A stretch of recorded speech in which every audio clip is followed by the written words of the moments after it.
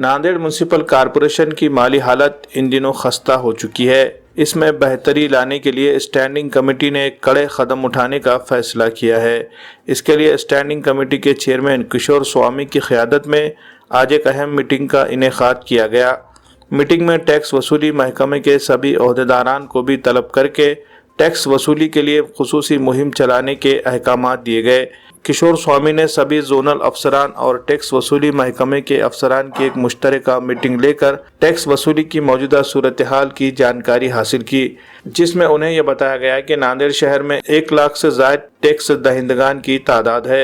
In tax अदा करने वालों से Nanded municipal corporation इंतजामिया अलग अलग टैक्स वसूल करती है। हर साल 60 से 70% टैक्स की वसूली होती है, लेकिन इस मरतबा अब तक टैक्स की वसूली सिर्फ 10% ही हुई है, जिसकी वजह से कॉरपोरेशन की माली हालत काफ़ी मुतासिर चल रही है।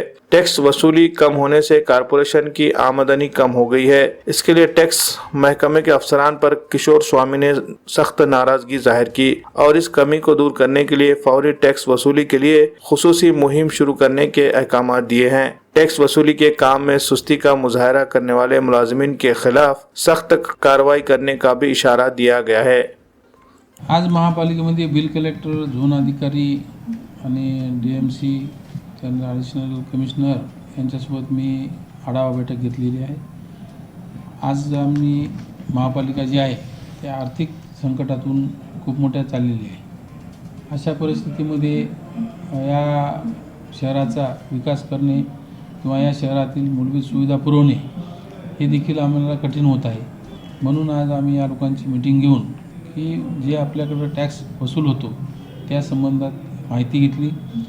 माझं या ठिकाणी नांदेड शहरातील सर्व जनतेला आव्हान राहील, विनंती राहील की जेवढं जास्तीत जास्त आपल्याला महापालिकेला सहकार्य करता येते, जे काय आपल्याला रीतसर आलेला टॅक्स आहे तो भरता येतो तो भरावा। टॅक्समध्ये कुठं तफावत असेल किंवा काही अडचणी असतील तर आमच्याशी संपर्क करावा, त्याचं आम्ही निरसन करण्यासाठी तयार आहोत किंवा महापालिकेच्या अधिकाऱ्यांना सांगून त्याबद्दल खातरजमा करून घेण्यात येईल। पण आजची जी परिस्थिती आहे, बिल कलेक्टर किंवा झोन अधिकारी यांना मी सूचना अशा केल्या की बाबा तुम्ही नुसतं कोणाला प्रेशर न करता 1-2-3 वेळेस त्यांच्याकडं मागणी करा आणि जर कोणी मागणी करून 3 वेळेस जरी आपण जाऊन आलो आणि त्यानंतरही जर कोणी टॅक्स भरत नसेल तर मग कारवाई करा। पण अन्यथा उगाच जायचं कोणाजवळ आणि टॅक्स नाही भरला म्हणून कारवाई असंही पद्धतीचं करू नका। जनता आपलीच आहे, शहर आपलंच आहे। सर्वांनी सहकार्याची भावना ठेवून, अधिकाऱ्यांनी सहकार्याची भावना ठेवली पाहिजे आणि येथील जनतेनेही सहकार्याची भावना ठेवून अशा प्रकारेच आपल्याला यातून मार्ग काढावा लागेल।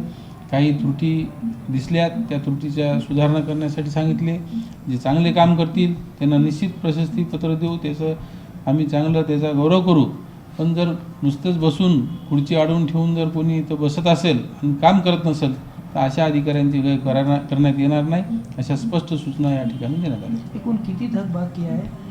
थकबाकी आता आणखीन डिटेल्स त्याचं जर पाहिलं तर आज वर्षभराची जी वसूली व्हायला पाहिजे ती 10% झाली। म्हणजे इतकी मोठी तफावत आहे की करोनामुळं मला जाणीव आहे की करोना आपल्याकडं जास्त झाला होता, त्यामुळं लोकांचे व्यापार राहिले थंड झाले असतील, व्यापारामध्ये उत्पन्न मिळालं नसेल। पण त्याही याच्यामध्ये आपण 50%, 60%, आज 50%पर्यंत आहोत। पण आपलं हा उद्दिष्ट एवढ्यावर भागणार नाही, कारण 15 वित्त आयोगाचे सेंट्रल गव्हर्नमेंटचे आपल्याला जे पैसे यायचे ते येणं बंद झालेलं आहे। GSTचे पैसे कमी यायला लागलेत। मग ह्या सगळ्या गोष्टी जर बघितलं तर आता उपाय फक्त आपल्याला आपल्या शहरापुरतं जर आपल्याला भागवायचं असेल, आज अशी अवस्था आहे, मी सहज दुपारी चौकशी केली तर पगार होत नाही। म्हणजे इतकी अवस्था ही झाली की पगारीसाठी देखील आपल्याला पैसे मिळत नाहीत, हे सेंट्रल गव्हर्नमेंट पैसे देत नाही, त्यामुळे अडचणीचा विषय होऊन बसलेला आहे। सर, शास्ती माफी योजनेसंदर्भात काय? शास्ती माफी आम्ही 31 जानेवारीपर्यंत दिलेली आहे। हिचा फायदा सर्व जनतेला होईल आणि त्यांनी त्या माफीचा 31 तारखेपर्यंत जर आपण पैसे भरलात तर तुम्हाला शास्ती माफ होईल। आव्हान काय करेन नांदेडकरांना विनंती एवढीच करेन की बाबा सर्वांनी महापालिकेला आपला टॅक्स भरून सहकार्य करावं।